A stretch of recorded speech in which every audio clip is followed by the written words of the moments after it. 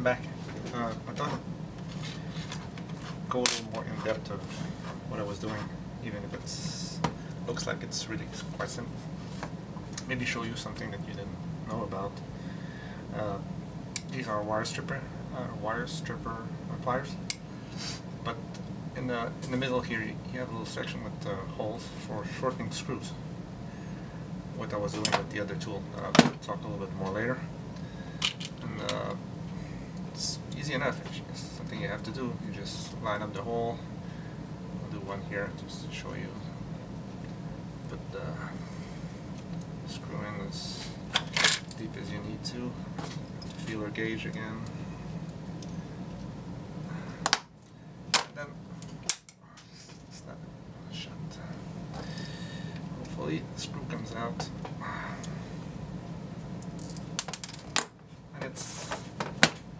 And it's got to length. Come on.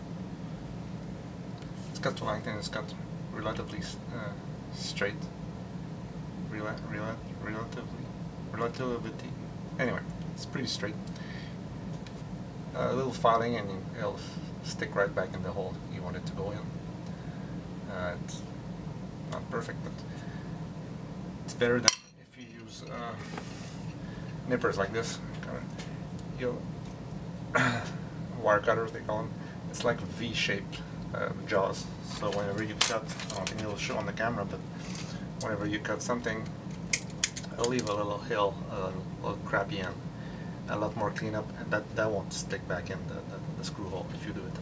And it's not as precise too, so a lot more work to clean that up on the grinder or the file or something. So these work better. Of course, you get what you pay for. This is from your local box store, $9.99, directly from the great province of Taiwan, or the great land of Taiwan, I should say.